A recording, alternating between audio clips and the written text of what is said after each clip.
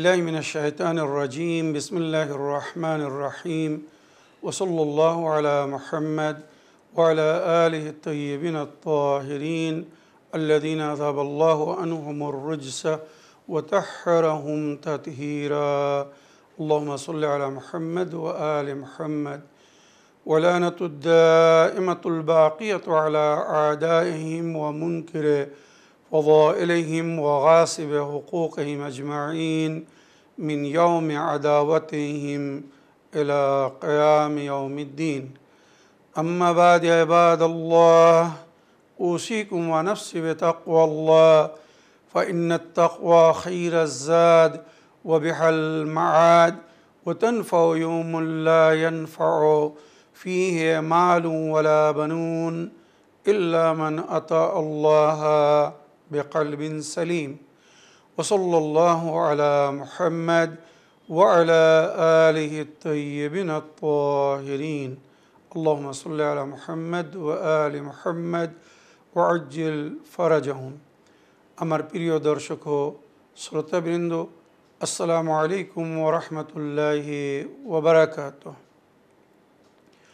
আপনাদের সকলকে আন্তরিক সালাম ও শুভেচ্ছা জানিয়ে আজকের অনুষ্ঠান ইসলাম ইন বাংলায় আপনাদেরকে স্বাগতম জানাই। আশা করি আপনারা যে যেখানে আছেন ভালো আছেন, কুশল ও মঙ্গলে আছেন, সুখে থাকুন, শান্তিতে থাকুন, সমস্ত প্রকারের দুঃখ কষ্ট থেকে মুক্তিতে থাকুন। আল্লাহ রাব্বুল আলামিনের কাছে এই কামনা করি। যারা অসুস্থ আল্লাহ তাদেরকে সুস্থতা দান করুন, যারা ঋণে ভুগছে আল্লাহ তাদেরকে ঋণ মুক্তি করুন। ওইরূপ যাদের জীবনে কোনো প্রকারের অভাব বা অশান্তি আছে আল্লাহ রাব্বুল আলামিন তাদের সকলের জীবনে সুখ শান্তি দান করুন ও সকলের মনোকামনা আশাকে পূরণ করুন। আমাদের সকলকে সৎ পথে চলার, অসৎ পথ থেকে দূরে থাকার এবং এক অপরকে সৎ উপদেশ দেওয়ার তৌফিক দান করুন। আমরা যেন সত্য বা হক জিনিসকে জেনে শুনে মেনে তার উপরে আমাল করে সেটা অন্যদের সামনে তুলে ধরতে পারি বা সকলের কাছে পৌঁছে দিতে পারি।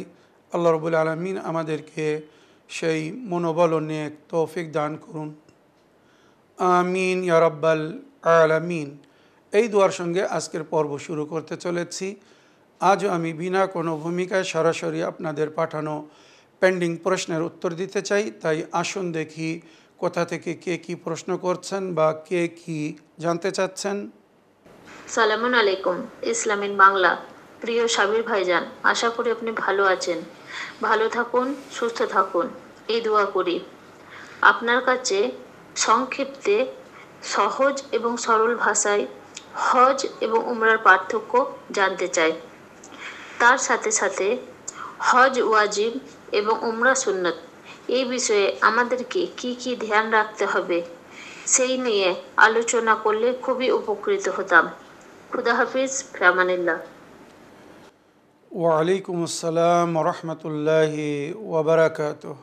আমার প্রিয় বোন, আপনার ভয়েসমেলের জন্যে এবং হজের বিষয়ে বিস্তারিত জানতে চেয়েছেন, এর জন্য আপনাকে ধন্যবাদ জানাই। আমার প্রিয় বোন, হজ এবং উমরা প্রথমবার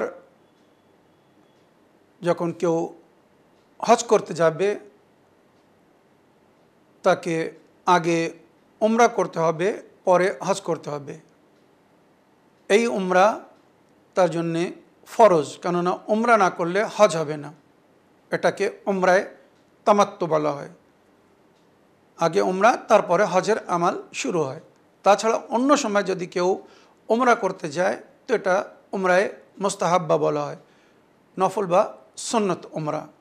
এবারে উমরায় 5টা কাজ। সর্বপ্রথম মিকাত, যেখান থেকে এহরাম বাঁধতে হয় আমাদেরকে।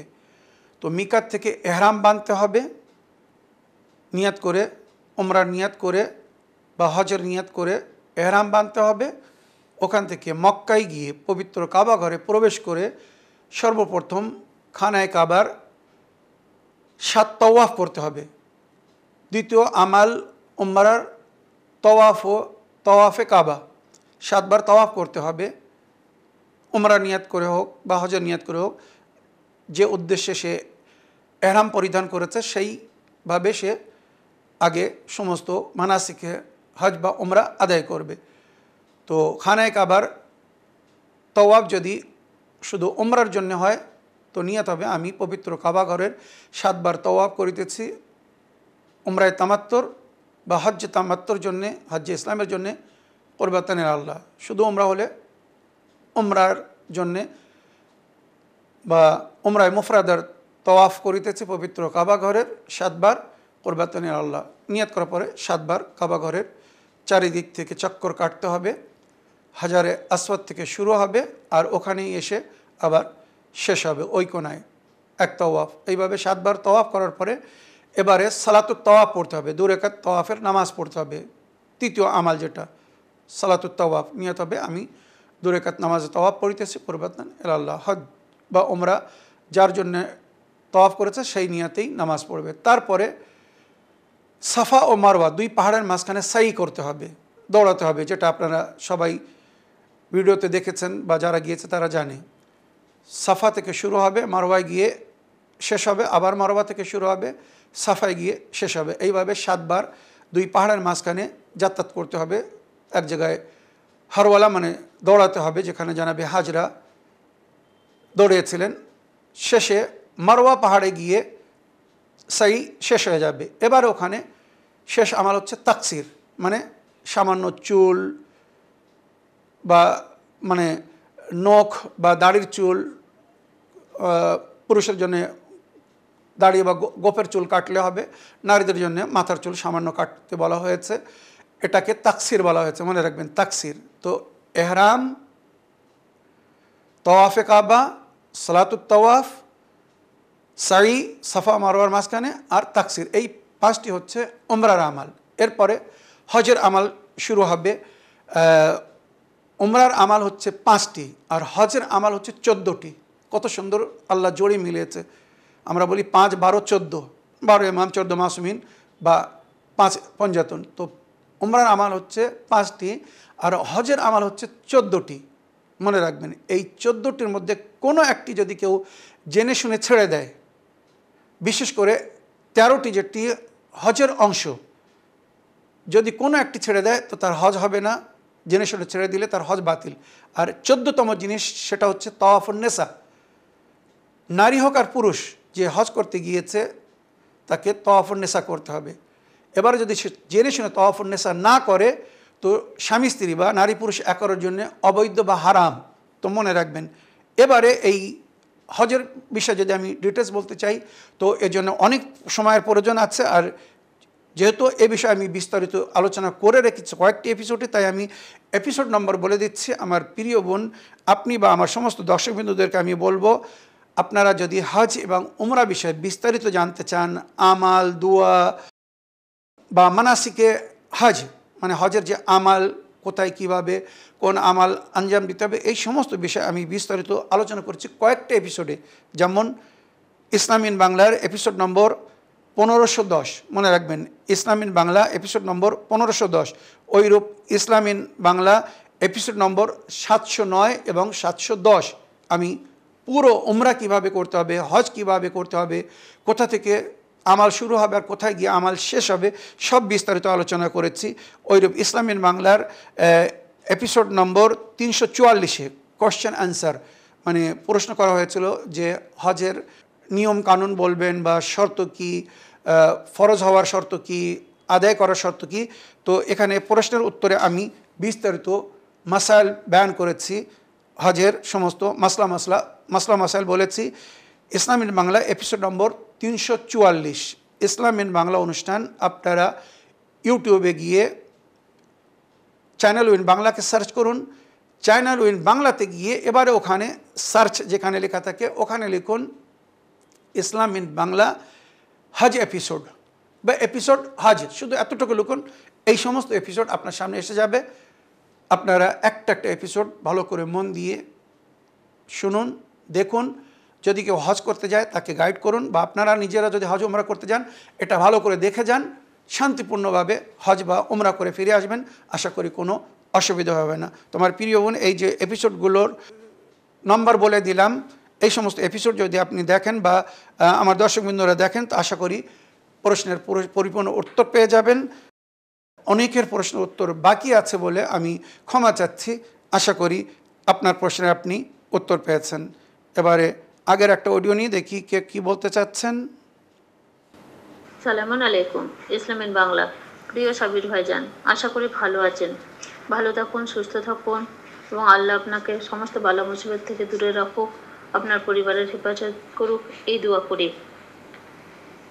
যেসব জায়রিনরা জিয়ারতের উদ্দেশ্যে রওয়ানা হয় তারা কিভাবে তাহাজ্জুদ নামাজ আদায় করবে? কেননা তখন তো নামাজ কসরের মধ্যে গণ্য হবে। তাহলে কি কসরের মধ্যে তাহাজ্জুদ নামাজ আদায় করা যাবে? আর যদি সেটা সম্ভব হয়ে থাকে তাহলে কত রাকাত ও কিভাবে পড়বে সেটা জানাবেন। খুদা হাফিজ, ফিয়ামানিল্লাহ। ওয়ালাইকুম আসসালাম রহমতুল্লাহি ওবরাকাত। আমার প্রিয় বোন, পুনরায় ভয়েসমেল পাঠানোর জন্য আপনাকে ধন্যবাদ জানাই। আপনি জানতে চাচ্ছেন যদি কেউ হজ করতে যায়, উমরা করতে যায় বা জিয়ারত করতে যায়, সফরে যাচ্ছে কোথাও, তো সফরে গিয়ে সে তাহাজ্জুদ নামাজ কী করে পড়বে? কেননা সেখানে তো তার নামাজ কাসর হয়। তো এখানে একটা জিনিস আমি স্মরণ করিয়ে দিতে চাই, কাসর 4 রেকাতি নামাজ হয়। জোহরের নামাজ, আসরের নামাজ আর এশা নামাজ, শুধু এই 3টে নামাজ কাসর হয়। 4 রেকাতের জায়গায় 2 রেকাত পড়তে হয়। কিন্তু যদি কোনো নামাজ 4 রেকাতের কম হয়, যেমন মাগরিবের নামাজ, তো যেমন তমন পড়তে হবে। ওইরূপ সকালের নামাজ 2 রেকাত, যেমন তমন পড়তে হবে। তাহাজ্জুদ নামাজ 11 রেকাত নামাজ, কিন্তু এটা 2 রেকাত করে পড়তে হয়। 8 রেকাত সালাতুল লাইল 2 রেকাত করে পড়তে হয়। 4 রেকাত কিন্তু একসঙ্গে পড়া যায় না, মনে রাখবেন। 2 রেকাত করে পড়তে হবে। 2 রেকাত নামাজে শেফা, ওটাও 2 রেকাত পড়তে হবে। শেষে 1 রেকাত নামাজে বেতর, 1 রেকাত। ওখানে তো কোনো অর্ধেক করা যাবে না, কাসর করা যাবে না। তো শরীয়ত বলছে, অনুমতি দেওয়া হয়েছে, বা এটা শরীয়তের হুকুম, তাহাজ্জুদ নামাজ এমন একটি নামাজ যে কোনো অবস্থায় পড়া যাবে, বাড়িতে হোক আর সফরে। আর সফর বা হাজার যাকে বলা হয়, বাড়িতে বা সফরে যেমন নামাজ তেমনই পড়তে হবে, কোনো অসুবিধা নেই। 11 রেকাত মানে 5 প্লাস সামান্য পড়তে হবে না, ওটা পুরোকে পুরো পড়তে হবে। 2 রেকাত করে 4 বার সালাতুল লাইল পড়তে হবে বা নামাজে সব পড়তে হবে 2 রেকাত করে। তারপরে 2 রেকাত নামাজে শেফা পড়তে হবে। শেষে 1 রেকাত নামাজে ওয়েতর পড়তে হবে। এইভাবে তাহাজ্জুদ নামাজ পুরো পড়তে হবে। সফরে বা হাজারে মানে বাড়িতে বা সফরে তাহাজ্জুদ নামাজে কোনো ছুট দেওয়া হয়নি, যেমন নামাজ তেমনই পড়তে হবে। আশা করি আপনার প্রশ্নের আপনি উত্তর পেয়েছেন। আগের অডিও নিয়ে দেখি কোথা থেকে কে কী বলতে চাচ্ছেন। আসসালামু আলাইকুম মাওলানা সাহেব, আমি পূর্ব বর্ধমান থেকে বলছি। মাওলানা সাহেব, আমার একটি প্রশ্ন আছে। প্রশ্নটি এইটাই, আমাদের বাড়িতে প্রত্যেক জুম্মা দিন শুক্রবার অশান্তি হয়। কেমন অশান্তি হয়? আমার বোনাই আছে, একটু ব্রেনটে প্রবলেম আছে। ও বাড়িতে হাত ছেড়ে নামাজ পড়ে, মসজিদে যায় হাত নামাজ পড়ে। মাওলানা সাহেব, হয়তো এই কারণে পড়ে, ওর একটু ব্রেনটে প্রবলেম আছে, 5 জনাকেও বুঝাতে পারবে না। ওর আমানতে খেয়ানত করবো বলে সবাই রহস্য হাসি আর কি ঠাট্টা করবো, ওই জন্য হয়তো নামাজ পড়ে হাতটা। মৌলানা সাহেব, এটালে আমাদের বাড়িতে খুবই অশান্তি হচ্ছে। জুম্মার দিন এলে আমাদের বাড়িতে বিশাল অশান্তি হয়। জুম্মা পড়ালে জুম্মা পড়তে যাবে না, এলে বিশাল অশান্তি হয়। এর সমাধান কি? জুম্মা পড়তে গেলে কাফের, মুনাফিক, শয়তান বলে এরকম করে বলা হয় বাড়িতে। তা মাওলানা সাহেব, ও আমার বোনাই তো আস্তে আস্তে এই অশান্তি, জুম্মা পড়ে লেগে অশান্তি হচ্ছে বলে বাড়িতে আস্তে আস্তে নামাজের কাছ থেকে দূরে চলে যাচ্ছে। তাহলে সমাধান কি? বলছে আমরা আহলে বাইতকে মান্য করি, আহলে বাইতকে মানে, আহলে বাইতকে এরকম শিক্ষা দিয়েছে, আহলে বাইতকে এরকম আমাদেরকে বলেছে, এরকম শিক্ষা দিয়েছে। আহলে বাইতকে নামাজ আদায় করতে বলেছে। আমি মানছি আমার বোনাই যে ওখানে নামাজ পড়ে, ও তো নিজের সে ক্ষমতাটা নাই কাউকে বুঝাবার। একটু বুঝিয়ে বলবেন এর সমাধান কি? আমি তো বুঝিয়ে পাচ্ছি না, আপনি এবার একটু বুঝাবেন। আসসালামু আলাইকুম রহমতুল্লাহ বারকাতুহ। ওয়ালাইকুম আসসালাম রহমতুল্লাহি ওবরাকাত। আমার প্রিয় বোন, আপনার ভয়েসমেলের জন্য আপনাকে ধন্যবাদ জানাই। তবে একটা জিনিস আমি বলতে চাচ্ছি বা বলছি, কিছু মনে করবেন না। আপনারা হয়তো আপনার বোনার সঙ্গে অন্যায় করছেন, পরিষ্কার বলছি, নির্ভয়ে বলছি। কেননা আমি সবসময় সূত্র বা প্রমাণ দিয়ে কথা বলি। আমি কোরআনের আয়াত থেকে বারবার বলেছি যে কোরআন আমাদেরকে বলছে, ওদউহু মুখলিসিনা লাহুদ্দিন কামা বাদাকুম তাউদুন, সূরা আরাফ আয়াত নম্বর 29। তুলে দেখতে বলুন। আল্লাহ বলছে তোমরা ওইভাবে আল্লাহর উপাসনা করো, ইবাদত করো, আল্লাহকে স্মরণ করো, আল্লাহকে ডাকো, নামাজ পড়ো, যাই বলুন না কেন। বলা হচ্ছে কামা বাদাকুম তাউদুন, যেভাবে তোমাদের সূত্রপাত হয়েছে, তোমরা জন্ম নিয়েছ এবং যেভাবে ফিরে আসবে, মরার পরে আমরা আল্লাহর দরবারে ফিরে যাব। তো যখন কোনো বাচ্চা জন্ম নেয় তার হাত বাঁধা থাকে না খোলা থাকে? ইনসাফ করে বলুন, বিবেকের কাছে জিজ্ঞেস করুন, ডাক্তার দাইমাদের কাছে, নার্সদের কাছে জিজ্ঞেস করুন, যখন বাচ্চা জন্ম নেয়, ছেলে জন্ম নেয় বা মেয়ে জন্ম নেয়, তার হাত বাঁধা থাকে? তো সবাই বলবে হাত খোলা থাকে। এটাই আল্লাহ বলছেন তার উপাসনার নিয়ম বা তরিকা। কামা বাদাকুম, যেভাবে তোমাদের শুরুয়াত হয়েছে, আরম্ভ হয়েছে, জন্ম নিয়েছো, ও তাউদুন, যেভাবে তোমরা ফিরে আসবে মরার পরে। কাফনের ভেতরে ইমান দিয়ে বলুন। অনেককে দাফন করতে দেখেছেন, কাফন পরাতে দেখেছেন, কাফনের মধ্যে বেঁধে দেওয়া হয় না হাত সোজা রাখা হয়? সোজা রাখা হয়। যেভাবে আল্লাহর তরফ থেকে আমরা এসেছি, যেভাবে আল্লাহর তরফে ফিরে যাব, ওইভাবেই আমাদেরকে উপাসনা বা ইবাদত করার হুকুম দেওয়া হয়েছে। তার মানে আমাদেরকে হাত সোজা রেখে খুলে নামাজ পড়ার হুকুম দেওয়া হয়েছে। মনে রাখবেন, কোরআনের সাথে আল্লাহ আহলে বাইতকে করে গেছেন, কোরআনের সঠিক ব্যাখ্যা আহলে বাইত করেছেন। সুতরাং আহলে বাইত বলেছেন তোমরা ওইভাবে নামাজ পড়ো যেভাবে তোমরা জন্ম নিয়েছো আর যেভাবে মরার পরে ফিরে আসবে। তো এবারে মালিকি ফিরকার লোকেরা হাত খুলে নামাজ পড়ে। আপনারা দেখুন, তাদের মসজিদে যান, তারা হাত ছেড়ে নামাজ পড়ে। কেন? যদি হাত ছেড়ে জায়েজ না হতো বা হাত ছেড়ে নামাজ পড়ার হুকুম না হতো, নবী যদি এইভাবে নামাজ না পড়ে থাকতেন, তাহলে ইমাম মালিক সাহেব এটা কোথা থেকে নিয়ে আসলেন? মতটা তুলে দেখুন। তো আমার প্রিয় বোন, আপনার বোনাই যদি বাড়িতে হাত ছেড়ে নামাজ পড়ে, ওটাই পড়তে দিন, ওটাই মঙ্গল। জুম্মার নামাজ পড়তে গিয়ে যদি অশান্তি হয়, সে যদি না যেতে চায়, তাকে বাধ্য করবেন না। কেননা ইমামে জামানা আলাইহিস সালামের এই অদৃশ্যকালীন যুগে গায়বাতে ইমামে জুমা ফরজ না, মানে জুমা বা জোহর যে কোনো একটা পড়লে হবে। তো যখন অপশান আছে জোহর পড়ার, তাকে জুমা পড়তে কেন বাধ্য করছেন? হ্যাঁ, যদি পরিপূর্ণ শরায়তের সঙ্গে ইমামে জামাত বা জুমার যে শর্ত বলা হয়েছে, বহুবার উল্লেখ করেছি, সেই শর্তের সঙ্গে যদি জুমা কায়েম হয়, তো 3টে জুমার মধ্যে কোনো একটা জুমায় অবশ্যই শরীক হতে বলা হয়েছে। 3টে জুমা লাগাতার যদি ছেড়ে দেয়, তো তাকে মুনাফিক বলা হয়েছে। মনে রাখবেন, এটা কখন? যখন মসজিদে সঠিকভাবে সমস্ত শর্তের সঙ্গে জুমা কায়েম হচ্ছে। মসজিদে জুমাই ঠিকভাবে কায়েম হচ্ছে না, যেভাবে আল্লাহ ও রসুল জুম্মার নামাজ পড়ার জন্য বলেছেন, যে সংবিধান বলেছেন জুম্মার জন্য যে শর্তগুলো রেখেছেন, সেই শর্ত যদি পুরো না হয়, তো জুমাই ঠিকভাবে কায়েম হচ্ছে না, তাহলে সেখানে হাজির হওয়া ফরজ না, ওয়াজিব না। তো আপনারা আপনার বোনাইকে বাধ্য করবেন না। এবারে সে যদি মেন্টালি ডিস্টার্ব হয়, সে যদি অন্যকে বোঝাতে না পারে, তো ফিতনা ফাসাদ থেকে, অশান্তির জায়গা থেকে যত দূরে থাকবে তাতেই মঙ্গল। এটাই করুন, এটাই থাকতে দিন। তাদের মাঝখানে গিয়ে যদি লজ্জিত হতে হয়, যারা সঠিক দিনকে ফলো করছে না, ভুলকে সঠিক বলছে আর সঠিককে ভুল বলছে, আর তাদের মাঝখানে গিয়ে যদি আমাকে আমার সঠিক কাজ করার জন্য লজ্জিত হতে হয়, আমি কেন যাব তাদের মাঝখানে? হ্যাঁ, যদি তাদেরকে আমি বলতে পারি, বোঝাতে পারি, হেদায়েত করতে পারি, তখন আমার উপরে ফরজ সেখানে যাওয়া। কিন্তু যদি সেটা না হয়, সম্ভব না, যেমন আপনার বোনের সম্পর্কে আপনি বলছেন, সে বোঝানোর ক্ষমতা রাখে না, তো যেতে দেবেন না, সে যাবে না, খতম। বাড়িতে জোহরের নামাজ পড়বে, ফরাদা নামাজ পড়বে। ভুল বা বাতিল পড়ার চেয়ে তো নিজের বাড়িতে, নিজের বাসায় শান্তিপূর্ণভাবে সঠিক নামাজ পড়া, যার হুকুম শরিয়াতে ফিকে আহলে বাইত ফিকে জাফরতে দেওয়া হচ্ছে, এটাই উত্তম। আমার প্রিয় বোন, এ নিয়ে আপনারা নিজেদের মধ্যে অশান্তি করবেন না। কাতে তাল্লুক হারাম, সম্পর্ক বিচ্ছেদ করবেন না। ইনভ্যালিড বা অবৈধ কারণে যদি সম্পর্ক বিচ্ছেদ করেন, বা আপনারা যদি এমন ব্যবহার করেন যার কারণে আপনার বোনাই হয়তো আপনাদের বাড়িতে আসা ছেড়ে দেবে, তো এর জন্য কালকে হাসরের ময়দানে আপনারা দোষী হবেন। কেননা আপনারা অন্যায়কে সমর্থন করছেন, ভুল পথকে সমর্থন করছেন, এমন জায়গায় যেতে বলছেন যারা সঠিকভাবে দিনের উপরে আমল করছে না। তো কেন সেখানে যেতে বলছেন?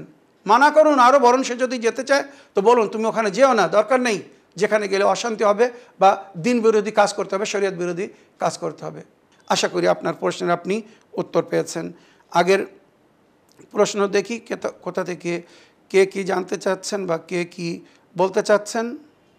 আসসালামু আলাইকুম, আমি মিজানুর রহমান মল্লিক, দক্ষিণ 24 পরগনার বস্তি থেকে।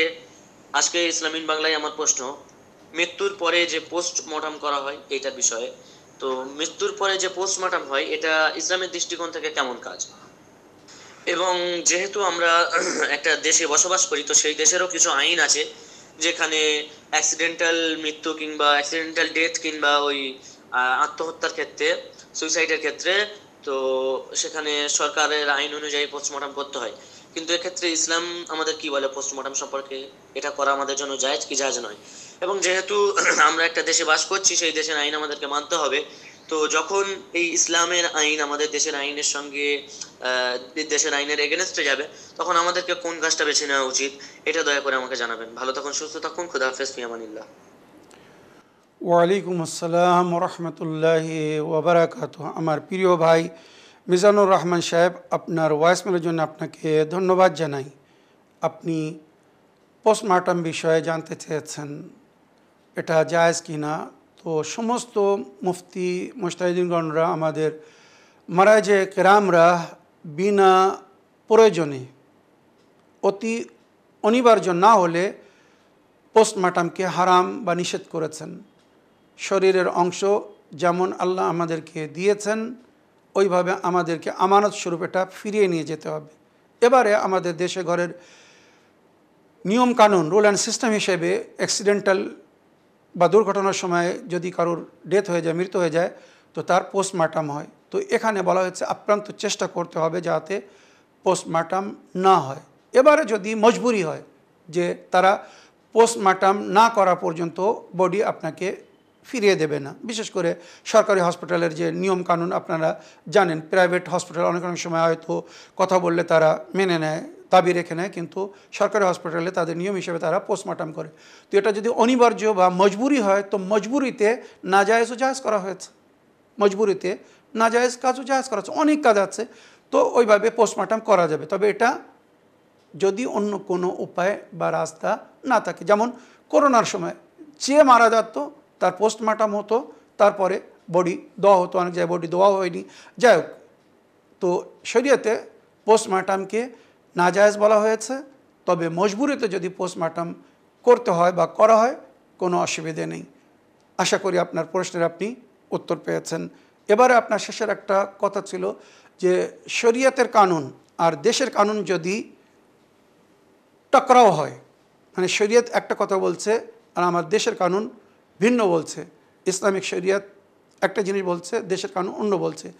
তো ইসলামিক দেশের জন্য বলা হয়েছে ইসলামিক কানুন লাগু হবে বা লাগু করতে হবে, ওখানে কোনো প্রকারের সমঝোতা করা যাবে না ইসলামিক দেশে। কিন্তু আমরা যে সমস্ত দেশে বসবাস করছি, আপনারা জানেন আমাদের দেশ ইসলামিক দেশ না, সেকুলার দেশ বা নন মুসলিম দেশ।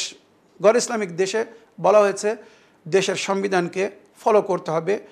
যদি বিশেষ করে সংবিধানকে ফলো না করা হয় তো হয়তো আপনাকে পানিশমেন্ট বহন করতে হবে, আর্থিক শারীরিকভাবে শাস্তি পেতে হবে। তো আল্লাহ এই শাস্তিকে, মানে জীবিত ব্যক্তির ওপরে শাস্তি যাতে না হয়, আল্লাহ বলেছে ওই কানুন মেনে নাও যেটা তোমার দেশে চলছে, মানে এটা তোমার মজবুরি। মজবুরিতে যেমন বললাম যে অনেক অবৈধ জিনিসকে বৈধ করা হয়েছে। তো দেশের কানুন আর ইসলামের কানুনের মধ্যে যদি টকরাও হয় আর ওখানে যদি ইসলামিক সংবিধানকে ফলো না করা যায়, না মানা যায়, আপ্রান্ত চেষ্টা করে, একটা কথা পরিষ্কার বলছি, আপ্রান্ত চেষ্টা করতে হবে যেভাবে হোক এলাহি সংবিধানকে ফলো করার। আমরা আল্লাহর বান্দা, আমরা আল্লাহর হুকুমকে মেনে চলবো, এটাই আমাদের জন্যে অনিবার্য, মনে রাখবেন। তবে কোনো ক্ষেত্রে মজবুরিতে যদি এলাহি সংবিধানকে ছাড়তে হয় আর দেশের নিয়মকানুনকে মানতে হয় তো সমস্ত মুজতাহিদিনগণরা এটাকে জায়েজ করেছেন বা ফলো করতে বলেছেন। আশা করি আপনার প্রশ্নের আপনি উত্তর পেয়েছেন। আগের অডিও নিয়ে দেখি কোথা থেকে কে কী বলতে চাচ্ছেন। আসসালামু আলাইকুম, আমি মিজানুর রহমান মল্লিক, দক্ষিণ চব্বিশ পরগনার উস্তি থেকে।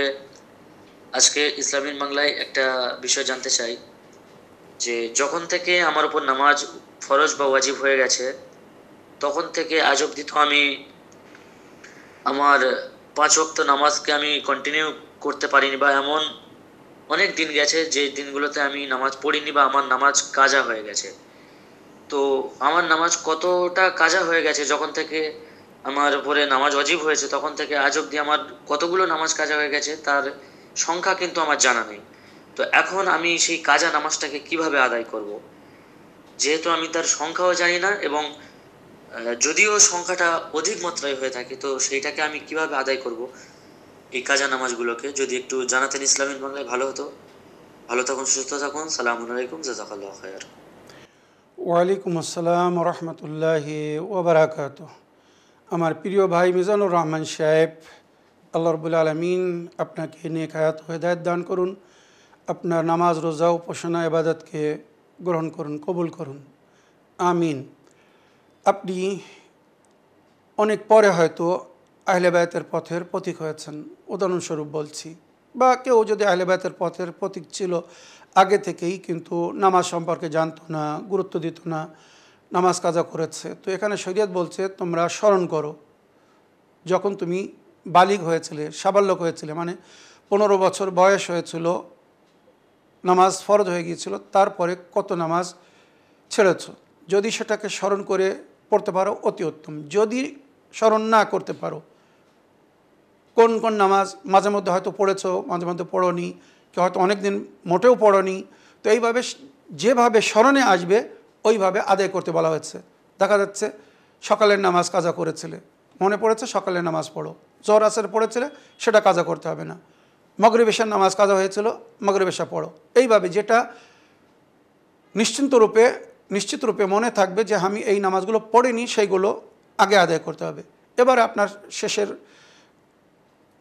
বক্তব্য বা কথা ছিল যে মনেই নেই হয়তো যে আমি কত নামাজ কাজা করেছি, কত বছর। তো যেখান থেকে আপনি জিনিসটা জেনেছেন তার আগের বছরগুলো কাউন্ট করুন। মনে করুন আপনার বয়স এখন 20 বছর কি 25 বছর, আর ছেলেদের উপরে নামাজ 15 বছরে ফরজ হয়ে যায়। তো যদি 20 বছর বয়সে আপনি জানতে পারেন যে আপনার নামাজ কাজা হয়ে আছে, 5 বছরের নামাজ আস্তে আস্তে আদায় করতে থাকুন। প্রতিদিনের ওয়াক্তীয় নামাজের সঙ্গে এক ওয়াক্তের কাজা নামাজ পড়ুন। এটা কিন্তু জোহর থেকে শুরু হবে, কারণ সর্বপ্রথম জোহরের নামাজের হুকুম এসেছিল। তো কাজা নামাজের জন্য বলা হচ্ছে জোহর থেকে শুরু করো আর সকালে গিয়ে শেষ করো। মনে রাখবেন, জোহর, আসর, মাগরিব, এশা, সকালে গিয়ে একদিনের নামাজ শেষ হবে। তো আপনি এইভাবে এক দিন জোহরের নামাজ পড়ুন, জোহরের কাজা নামাজ পড়ুন, আসরের পড়ুন, আসরের কাজা পড়ুন, মাগরিব পড়ুন, মাগরিবের কাজা পড়ুন, এশা পড়ুন, এশার কাজা পড়ুন, সকালের নামাজ পড়ুন, সকালের কাজা নামাজ পড়ুন। এইভাবে এক দিনের নামাজ আদায় করতেন। 5 বছরে আপনার হিসাব ক্লিয়ার হয়ে যাবে। এর মধ্যে যদিও হয়তো কিছুদিন পড়েছেন, সেগুলো যদি মনে না থাকে, কি মনে হয় যে হয়তো আমি ঠিক পড়েছিলাম কি না সঠিকভাবে জানতাম না, আহলে বায়াতের নিয়ম কানুন জানতাম না, সুতরাং যখন এখন জেনেছি তখন সঠিকভাবে নামাজ পড়ো। তবে এখানে একটা কথা ব্র্যাকেটে বলতে চাই, যে সমস্ত আমার ভাইরা আহলে বায়াতের পথিক হচ্ছেন বা ফিখে জাফরিকে নতুনভাবে ফলো করছেন, সঠিকভাবে নামাজ রোজা করছেন, তানারা এর আগে যদি তাদের উপরে নামাজ রোজা ফরজ হয়ে থাকে আর নামাজ পড়ে থাকেন বা রোজা রেখে থাকেন, আমাদের সমস্ত মুজতাহিদিনগণরা বলেছেন ওই নামাজ বা ওই রোজা আপনাকে কাজা করতে হবে না। কেননা আপনি যখন যে ফিককে ফলো করছেন সেই হিসেবে যখন আপনি নামাজ পড়ে নিয়েছেন, তো আল্লাহর নিকটে আমরা আশা করতে পারি আল্লাহ ওটাকে ক্ষমা করে দেবেন। যদিও হয়তো আপনি ফিখে জাফরি বা ফিখে আহলে বায়াত হিসেবে ওইভাবে নামাজ পড়েননি, ওইভাবে রোজা রাখেননি যেভাবে কোরআন ও হাদিস বা নবী ও নবীর আহলে বায়াত বলেছেন, তার সত্ত্বেও নামাজগুলো যখন আপনি সময়ে পড়েছিলেন বা রোজা রেখেছিলেন, তো আল্লাহ আপনাকে ক্ষমা করে দেবে। তাই যারা আহলে বায়াতের অনুগামী অনুসারী হচ্ছে বা ফিকে জাফরিকে যারা আপন করছে, এদের জন্য পূর্বের নামাজ কাজা করার বা রোজা কাজা করার কোনো প্রয়োজন নেই। আশা করি আপনি বুঝতে পেরেছেন। এবারে সঠিক জিনিস যখন জেনে গেছেন, তো এবারে সঠিকভাবে ফলো করতে হবে। এখানে কোনো প্রকারের ভুল করলে কিন্তু সেটা মার্জনা নজরে দেখা হবে না বা সেটা গ্রহণযোগ্য হবে না। তো আমার প্রিয় ভাই মিজানুর রহমান সাহেব, আপনার জীবনে আনুমানিক হিসেবে একটা জুড়ে নিন যে কত নামাজ কাজা হয়েছে, সেইভাবে আস্তে আস্তে আদায় করতে থাকুন। আর যদি অনুমানও না করতে পারেন, তো কমসে কম দেখুন আপনি কবে বালিগ হয়েছিলেন, তারপর থেকে আজ পর্যন্ত যে নামাজগুলো সঠিকভাবে পড়েননি বা কাজা করেছিলেন সেগুলো পুরো করার চেষ্টা করুন। আশা করি আপনার প্রশ্নে আপনি উত্তর পেয়েছেন। আগের অডিও নিয়ে দেখি কোথা থেকে কে কী বলতে চাচ্ছেন। আসসালামু আলাইকুম, শেখ সাবির রাজা ভাইজান। আমি একটা ইসলামী বাংলাতে শুনতে চাই। আমি বীরভূম থেকে আঞ্জলি বলছি। আমি প্রশ্ন রেখেছিলাম মাসালি চেন্ডুলকে, আপনি বলেছেন ইসলামী বাংলাতে, তাই আমি বলছি। এটা আমার নাতনির অনুরোধ। ও জানতে চায় যে সূরা বাকরা 282 আয়াতটা এত বড় কেন, কিসের আলামত? খুদা হাফিজ ভাইজান একটু বলবেন। আপনি জানেন, মান্না পারবেন ওই প্রশ্নটা রেখেছে, ওর তরফ থেকেও খুদা হাফিজ। ওয়ালাইকুম আসসালাম রহমতুল্লাহি ওবরাকাত। আমার প্রিয় বোন, আপনার ভয়েস মেলের জন্য আপনাকে ধন্যবাদ জানাই। আপনার নাতনির তরফ থেকে আপনি যে প্রশ্নটা রেখেছেন, মান্নাত পারভিন জানতে চায় সূরায়ে বাকারার আয়াত নম্বর 282 কোরআনের সবচেয়ে বড় আয়াত কেন, আর এই আয়াতের অনুবাদ বা ব্যাখ্যা জানতে চেয়েছেন। তো এখানে আমি একটা জিনিস শুধু আয়াতের ব্যাখ্যা করার আগে বলতে চাই, আর সেটা হচ্ছে এই আয়াত মামেলাতের উপরে, লেনদেন নেওয়া দেওয়ার উপরে। মনে রাখবেন, আল্লাহ রব্বুল আলামিন ইবাদতের চেয়ে তো মামেলাতের উপরে বেশি গুরুত্ব দিতে বলেছেন। তাই হাদিসের মধ্যে উল্লেখ হয়েছে, কারোর উপাসনা বা ইবাদত দেখে ধোঁকা খেও না, তার মামেলাতকে দেখো, লেনদেন দেখো, তার ব্যবহার দেখো, চরিত্র দেখো। অনেক নামাজিরা নামাজ পড়েও অন্যায় করছে, পাপ করছে, আল্লাহ বিরোধী কাজ করছে, মিথ্যা কথা বলছে, ধোঁকা দিচ্ছে, চিটিংবাজি করছে। তাই নামাজ দেখে কাউকে মমিন বা আল্লাহর নেক বান্দা মনে করবেন না, বলবেন না। তার মামেলাত দেখো, ব্যবহার দেখো, কার্যকর্ম দেখো, ডিল কিভাবে সে করে, লেনদেন কিভাবে করে। তারিফুন নাস বিল মুআশিরা, মানুষদেরকে চেনো পরিবেশ দেখে, সাথে থেকে। নামাজ রোজা দেখে কাউকে চেনো না। অনেক সময় নামাজ রোজা মানুষের অভ্যাস হয়ে যায়, কিন্তু তাদের ব্যবহার বা যাদের লেনদেন যখন করা হয় ধরা পড়ে যে এই মুসল্লি 5 ওয়াক্তের নামাজি, আবার ব্যবসা করার সময় মিথ্যা কথা বলছে, 10 টাকার জিনিস মিথ্যা কথা বলে 15 টাকায় বিক্রি করছে বা চিটিংবাজি করছে, যেগুলো আমাদের সমাজে আমরা অনেক দেখছি। এর কোনো উদাহরণ দেওয়ারও প্রয়োজন নেই। তাই আল্লাহ রব্বুল আলামিন কোরআনের সবচেয়ে বড় আয়াত রেখেছেন লেনদেন বা মামেলাত বিষয় নিয়ে। এই আয়াত পরিপূর্ণভাবে মামেলাত, লেনদেন কিভাবে করতে হবে, ঋণ যদি নেওয়া হয় তো কিভাবে নিতে হবে, সাক্ষী রাখতে হবে, নোয়ার ডেট, দোয়ার ডেট, এগুলো লিপিবদ্ধ করতে হবে, সাক্ষী রাখতে হবে। হায়াত মতের কোনো বিশ্বাস নেই, আজ আছে হয়তো কালকে নাও থাকতে পারি। তো আমি যদি ঋণ নিয়ে মারা যাই, আমার ছেলে মেয়েরা পরে যদি বলে না আমার বাবা তো কোনো ঋণ নেয়নি, আমরা তো কিছু জানি না, তো আপনার কাছে একটা প্রমাণ রাখতে হবে এবং সাক্ষীও রাখতে পারে। কোরআন বলছে যদি কাউকে সাক্ষী করা হয় তো সে যেন সাক্ষী দিতে দ্বিমত না করে, মিথ্যা কথা না বলে, এবং আদ্য ইনসাফের সঙ্গে এটাকে লিপিবদ্ধ করতে বলা হচ্ছে। এইভাবে সুদ নিতে মানা করা হয়েছে, মানে সুদে পয়সা দিও না। কাউকে যদি ঋণ দাও তো তার থেকে সুদ নিও না, কেননা মানুষ ঋণ নেয় কখন? মজবুরিতে, প্রয়োজনে। তো তার প্রয়োজনকে তার মজবুরি মনে করে তার থেকে লাভ নিও না, 10 টাকা দিয়ে তার থেকে 15 টাকা নিও না। এইগুলো জিকির হয়েছে। এইভাবে সমস্ত মামলাতের জিকির হয়েছে। যদি আমি পুরো আয়াতের তাফসির করতে যাই এর জন্য অনেক সময়ের প্রয়োজন আছে, তবুও অল্প 5 থেকে 7 মিনিট রয়ে গেছে। তো আমি এর মধ্যে যতটুকু তর্জমা করতে পারছি তর্জমা করছি। ইনশাআল্লাহ যদি আল্লাহ কখনো তৌফিক দেয় তো এর আরও ব্যাখ্যা করব। এই আয়াতে শুধু পড়লে আপনারা বুঝতে পারবেন যে কোরআনের সবচেয়ে বড় আয়াত কেন। এর কারণ হচ্ছে এর মধ্যে এলাহি সংবিধান, লেনদেন, মামলাতের জিকির রয়েছে, আর মানুষকে কিভাবে লেনদেন করতে হবে আল্লাহ নিজের বান্দাদেরকে সেটা বলেছেন।